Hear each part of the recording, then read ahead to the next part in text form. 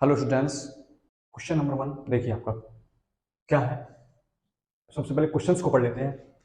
एक अधिकारी किसी कार्य को 300 दिनों में पूरा करवाने का दायित्व लेता है। वह 300 व्यक्तियों को 60 दिनों के लिए नियुक्त करता है और वे आधा कार्य पूरा कर लेते हैं। आगे क्या है, उसके बाद वह व्यक्तियों की संख्या कम करके 100 कर देते हैं जो 120 दिनों तक कार्य करते हैं। उसके बाद 20 दिनों का अवकाश रहता है। कार्य पूरा करने के हेतु शेष अवधि के लिए कितने व्यक्ति नियुक्त करेगा। हमने क्वेश्चन पढ़ा अभी। अब इसको सोल्व करेंगे। सोल्व के साथ साथ आपको सुना टाइम एंड वर्क से क्वेश्चन है। देखिए सोल्व करते साथ साथ बताते चलेंगे। एक अधिकारी किसी कार्य यानी एक कार्य, कितना कार्य, एक कार्य, कार्य कितना हमारे पास एक। ये देखिए किसी कार्य यानी एक कार्य को कराने के लिए कितने दिन का टेंडर लेता है, 300 दिनों का। 300 दिनों में करवाने का दायित्व लेता है, टेंडर लेता है। वह 300 व्यक्तियों को सबसे पहले क्या काम करा उसने, सबसे पहले 300 व्यक्तियों को काम पर भेजा। कितने व्यक्तियों को, 300 व्यक्तियों के लिए। 300 व्यक्तियों को कितने दिनों के लिए, 60 दिनों के लिए।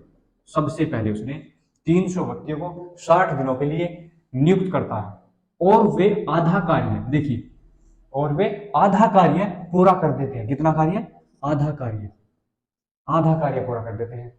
क्या हुआ, ये हमारे 300 व्यक्ति थे, 300 व्यक्ति, और ये थे हमारे दिन। ये क्या है, हमारे 60 दिन। ये है हमारा कार्य। इसी तरह आगे देखो क्या होगा, इक्वल लगाइए। आगे क्या कहता है क्वेश्चन, बड़ा क्वेश्चन लेकिन आसान विधि से आपको बताया जा रहा है और समझ आ जाएगा। देखिए उसके बाद वह व्यक्तियों की संख्या कम करके 100 कर देता है। अब की बार क्या कह रहा है वो, अब की बार 60 दिनों के बाद उसने क्या करा, व्यक्तियों की संख्या को कम कर दिया। कितना कर दिया, व्यक्तियों की संख्या करके 100 कर देते हैं। व्यक्ति है हमारे पास 100 व्यक्ति कर देता, जो 120 दिनों तक, कितने दिनों तक कार्य करते हैं, 120 दिनों तक। ये हमारे व्यक्ति है, व्यक्ति, ये हमारे दिन है। 120 दिनों तक कार्य करते हैं। लेकिन इसने यहाँ ये नहीं बताया कि कितना कार्य करते हैं। जैसे उसने आपको पहले बता दिया कि आधा कार्य पूरा करते हैं, लेकिन इसने यहाँ ये नहीं बताया कि जो 100 व्यक्ति 120 दिनों तक कार्य कर रहे हैं वो कितना कार्य कर रहे हैं। हमने कहा मान लीजिए एक्स कार्य कर रहे हैं, अपनी बात से मान लीजिए कि एक्स कार्य पूरा कर रहे हैं, तो सबसे पहले इनका कार्य निकालेंगे यहाँ से कि इन व्यक्तियों ने 120 दिन में कितना कार्य किया। चलिए उसके बाद आगे क्वेश्चन करेंगे, इसको सोल्व कर लेते हैं। ये कार्य निकाल लेते हैं, कार्य, ये हमारा कार्य है, इतने व्यक्तियों का इतने दिन में। चलिए ये 1/2 है तो 2 ऊपर पहुंच जाएगा, 2 गुणा 300 गुणा 60, नीचे हमारा 1 बचेगा केवल। यहाँ 100 गुणा 2 120 अपॉन एक्स। देखिए इक्वल में क्या होता है, इक्वल में अंश और अंश आपस में कट जाते हैं। यहाँ से अगर मल्टीप्लाई में देखिए 100 3 जा 300, यहाँ से 16 62 जा 120, और क्या 2 से हमारा 2 गया, बचा क्या हमारा 3/1 इक्वल 1/x। क्रॉस मल्टीप्लाई कर दो, x ऊपर चला जाएगा क्रॉस में और 3 नीचे आ जाएगा। इधर x इक्वल 1/3 आ जाएगा नीचे। ये हमारा कार्य आ चुका इतना। ये कार्य हमारा आ गया 1/3 कार्य, 1/3 कार्य आ गया हमारा कि 100 व्यक्ति, जो यहाँ पे उन्होंने नहीं दे रखा था कि 100 व्यक्ति 120 दिन में 1/3 कार्य कर रहे हैं। पहले कितना करा था, पहले 300 व्यक्तियों ने 60 दिन में 1/2 कार्य, अब 100 व्यक्तियों ने 120 दिन में 1/3 कार्य हो गया। टोटल कार्य क्या था हमारा, देखिए कुल कार्य था हमारा 1। अभी कितना हो गया, 1 में से 1/2 और 1/3, तो शेष कार्य क्या बचा हमारा, शेष कार्य, देखिए शेष कार्य 1 में से इसको माइनस कर दो, दोनों को प्लस करके 1/2 प्लस 1/3। कुल कार्य में से इसको, इन दोनों कार्य को प्लस करके माइनस कर दिया तो शेष कार्य आ जाएगा हमारा। तो 1 माइनस इन दोनों का एलसीएम लिया 6, ये हमारा आ जाएगा 3 और 2 5 5/6। ये आ गया हमारा 1, 6 1 6 माइनस 5 1/6। शेष कार्य जो बचा हुआ है वो आ गया 1/6। शेष दिन, देखिए शेष दिन निकालो, शेष दिन कैसे निकलेंगे, यहाँ देखिए टोटल कितने दिन थे हमारे पास, 300 दिन में टेंडर था, लेकिन कार्य कितने दिन हुआ, 60 दिन हुआ, 120 दिन हुआ, और 20 दिन का क्या होगा, देखिए उसके बाद 20 दिनों का अवकाश रहता है, 20 दिन का अवकाश भी हो गया तो जुड़ेंगे ये दिन भी अवकाश वाले। तो देखिए क्या होगा, 300 में से माइनस कर दीजिए 60, पहले 60 दिन कार्य हुआ, फिर उसके बाद 120 दिन कार्य चला और फिर 20 दिन का अवकाश रहा। तो 300 माइनस 120, 180, 200, ये 200 हो गया, यानी हमारे पास शेष दिन बचे 100। ये देखिए कार्य कितना बचा अभी हमारे पास, 1/6, तो दिन बचे हमारे पास 100। अब वो क्या करा, कार्य पूरा कराने के हेतु शेष अवधि के लिए कितने व्यक्ति नियुक्त करेगा, कार्य पूरा कराने के लिए। अभी कार्य कितना बचा हुआ, कार्य पूरा कराने 1/6 कार्य बचा हुआ है। कितने शेष अवधि हमारे पास 100 दिन, शेष अवधि 100 दिन। ये कह रहा है कितने व्यक्ति नियुक्त करेगा, एक अगेन फिर वही एक बार फिर से अगेन देखिए 300 व्यक्तियों के लिए, 300 व्यक्तियों को 60 दिन के लिए नियुक्त करता है, तो आधा कार्य कर लेते हैं। अब कितने व्यक्ति, एन व्यक्ति लगाएगा, और कितने दिन बचे हमारे पास, 100 दिनों के लिए कितना कार्य कराना है, 1/6। देखिए 2 ऊपर चला जाएगा हमारा, 2 गुणा 300 गुणा 60 इक्वल 6 ऊपर चला जाएगा, एन मल्टीप्लाई 100 मल्टीप्लाई 6। देखिए नीचे दोनों के में नीचे 1 बचेगा, 1 हमारा काट दीजिए इनको, 100 से 100 3 जा 300, 3 2 जा 6 और 6 ये कट गया, ठीक है। बचा क्या, 60 इक्वल एन, यानी 60 इक्वल एन, यानी ये हमारे व्यक्ति आ गए। एन व्यक्तियों से कितने व्यक्ति से नियुक्त करेगा, 60 व्यक्ति नियुक्त करेगा। आइए क्वेश्चन नंबर आपका सेकंड आप देखते हैं क्या लिखा हुआ, क्वेश्चन पढ़ लेते हैं। एक व्यक्ति अंकित मूल्य पर 20% की छूट देकर वस्तु बेचता है और 25% लाभ प्राप्त करता है। यदि उस वस्तु के क्रय मूल्य में 10% की वृद्धि की जाती है, तो उसे पहले के जितना लाभ परसेंट अर्जित करने के लिए समान अंकित मूल्य पर कितने प्रतिशत छूट देनी चाहिए। तो पहले क्वेश्चन पढ़ते हैं आराम से, क्या है आप देखिए क्या बोला उसने, एक व्यक्ति अंकित मूल्य पर कितने परसेंट की छूट दे रहा, 20% की। मैं मान लेता हूं लेट, देखिए अंकित मूल्य को बोलते हैं एमपी, इंग्लिश में बोलते हैं एमपी। एमपी होता है मार्क प्राइस, तो एमपी लेट मैंने माना 100 रुपए। जो भी व्यक्ति है अपनी वस्तु को बेच रहा है और वो कह रहा है मैं इस पर 20% की छूट दे रहा हूं, 20% की छूट भी दे रहा है, आगे देखिए क्या कह रहा है वो, और 25% लाभ भी प्राप्त कर रहा हूं, यानी डबल कर रहा है, इसमें छूट भी दे रहा है और इसमें लाभ भी प्राप्त कर रहा है। वो 20% की छूट देकर 25% का लाभ भी। चलिए देखते हैं क्वेश्चन का। मैंने कहा मान लेता हूं एमपी जो हमारा 100 रुपए है, यानी जो मार्क प्राइस है किसी भी वस्तु पर वो 100 रुपए। आगे चले 20 पर डिस्काउंट परसेंट कितना हमारा, डिस्काउंट देखिए डिस्काउंट परसेंट है हमारा 20%।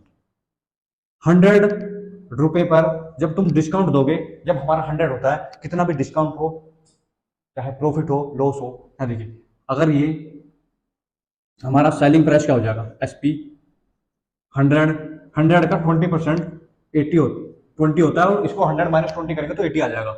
ये लो हमारा सेलिंग प्राइस, ये क्या होता है, ये होता है सेलिंग प्राइस, विक्रय मूल्य होता है। ये हमारा क्या होता है, विक्रय मूल्य होता है, ये हमारा अंकित मूल्य होता है। देखिए एक बार फिर समझे, हमने कहा एमपी हमारा 100 रुपए है, डिस्काउंट दे रहा हो उस पर कितने रुपए का, कितने परसेंट का, 20% का डिस्काउंट दिया, और 20% का डिस्काउंट देकर कितने में बेच रहा है, सेलिंग विक्रय मूल्य होता है, सेलिंग प्राइस बेचने वाला मूल्य, कितने में बेचा उसने, 100 रुपए पर 20% की छूट जो दी तो 80 रुपए आपको बेच रहा है, 80 रुपए में। अब देखिए आगे क्या है, अब सोच रहे हैं आप 80 कहां से आए, ये देखो 100 रुपए पर कितने की छूट कर दीजिए, 20%। अरे 100 से 100 गया, कितना बचा, 20 ही तो बचा, तो 100 माइनस 20 80 आ गया, नहीं आ गया, ये 80 यहां से आया है, ये देख लीजिए, ठीक है। आगे पढ़ें, ये कहना और 25% का लाभ प्राप्त करता है, यानी ये जो हमारा 80 रुपए आया है इसमें इंक्लूड है हमारा प्रॉफिट परसेंट, प्रॉफिट परसेंट हमारा इंक्लूड है इसके अंदर, ये इसमें हमारा प्रॉफिट परसेंट भी इंक्लूड है। ये हमारा अभी सीपी नहीं आया है, क्रय मूल्य नहीं आया है, बेचने वाले मूल्य में प्रॉफिट परसेंट छिपा हुआ है। अब देखिए क्या कहता हूं, 25% लाभ अर्जित करता है, 25% का मतलब हो गया 100 में 25 को प्लस कर दीजिए, 125 करते हैं, जब हमारा लाभ आ जाता है तो 100 में प्लस करके लेते हैं, हानि आ जाती है तो हम 100 से माइनस करके लेते हैं। अब मैं क्या लिखूंगा, 125%, 25 को 125% लिखूंगा, 125% ऑफ सीपी, क्रिया मूल्य ये होता है क्रिया मूल्य सीपी, कॉस्ट प्राइस, क्रिया मूल्य खरीदने वाला मूल्य जो होता है 125% ऑफ सीपी का 80 रुपए। मैंने बोला ना इसमें प्रॉफिट परसेंट हमारा इंक्लूड है, जो आया है अब ये सीपी का 125% हमारा 80 है। अब चलिए यहां से 125% ऑफ का मतलब होगा 125 बटे 100, ऑफ का मतलब गुणा सीपी इक्वल 80। सीपी निकालना हमको यहाँ से, सीपी इक्वल ये क्रॉस में इधर चला जाएगा 80 100 मल्टीप्लाई 100 अपॉन 125, 25 पंजे 125, 25 चौका 100, 5 से इसको काटा 16 बचा, सीपी 16 चौका 64, इतने रुपए आ गए। देखिए अब देखो यहाँ समझो क्या था, ये देखिए क्या, यदि उस वस्तु के क्रिया मूल्य में, क्रिया मूल्य यानी सीपी, अब कह रहा इसमें 10% की वृद्धि कर दो। मैंने बोला अगर वृद्धि आती है तो लाभ आता है, या वृद्धि आती है एक ही बात है, उसमें 100 प्लस करके लो, यानी जो हमारा सीपी आया है क्रिया मूल्य में 10% की, तो न्यू सीपी, हमारा जो न्यू सीपी आ जाएगा क्या आएगा 64 में। मैंने बोला अगर वृद्धि की बात हो रही है 100 में प्लस करके लो, मल्टीप्लाई 110%, ठीक है। अब क्या करना 64 मल्टीप्लाई 110 अपॉन 100, जीरो से जीरो खत्म हो जाएगी आपकी, क्या बचा 10 से कोई डिवाइड नहीं हो रहा, देखो इसकी मल्टीप्लाई कर दो 11 चौक 44, 11 छक 66 और 4 70, 10 नीचे है, एक जीरो नीचे तो ऊपर जाके एक जीरो नीचे तो ऊपर वन पे पॉइंट लगा दो, 70.4 रुपए हमारा क्या आ गया सीपी। नया क्रिया मूल्य कह रहा कि वृद्धि कर दो नए क्रिया मूल्य में 10% की, मैंने कहा कर दी, हमारा 70.4 आ गया रुपए। अब क्या कह रहा वो आगे देखिए, ये कह रहा तो उसे पहले के जितना लाभ परसेंट यानी 25% लाभ प्राप्त करने के लिए पहले जितना लाभ परसेंट अर्जित करने समान अंकित मूल्य पर, समान अंकित मूल्य यानी 100 पर कितने प्रतिशत छूट कर देनी चाहिए, यानी ये कह रहा है इस पर न्यू सीपी पर कितने परसेंट, चलिए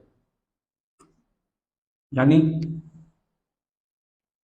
उसे पहले के जितना लाभ परसेंट अर्जित करने के लिए समान अंकित मूल्य पर कितनी प्रतिशत छूट देनी चाहिए, यानी अब फिर इसको बेच रहा है वो एक बार से, तो जो बेचता है तो उसको एसपी बोलते हैं, सेलिंग प्राइस कितना कि 70.4 को पहले जितना लाभ, पहले जितना लाभ कितना था हमारा 25, यानी 125 अपॉन 100, 125% और 125 अपॉन 100। चलिए अब क्या करेंगे 25 चौका 100, 25 पंजे 125, 4 से इसको डिवाइड कर दो, 4 कम 4 कितना बचा 3, 4 7 28, 4.24 हो गया। देखिए 17.6 आया, 17.6 की मल्टीप्लाई 5 कर दो, 5 6 30 पॉइंट 5 7 35 और 3 38, फिर करीब 5 1 5 और 3 8, 88.0 यानी 88 रुपए, 88 रुपए आ गया इस बार। इस बार इस क्रिया मूल्य पर जो उसने प्रॉफिट किया है, प्रॉफिट परसेंट किया है, वो हमारा 88 रुपए आ गया, ठीक है। अब वो क्या कह रहा है समान अंकित मूल्य पर कितने प्रतिशत छूट देनी चाहिए। देखिए अंकित मूल्य पर, अंकित मूल्य कितना था हमारा 100, और न्यू एसपी कितना है जो सेलिंग प्राइस करा उसने 88 रुपए, तो आप बताइए कितने की छूट हो गई 100 माइनस 88 यानी कि 12%, 12% की छूट आ गई है, देनी चाहिए उसको आंसर, आंसर हमारा 12% आ गया है। Thank you.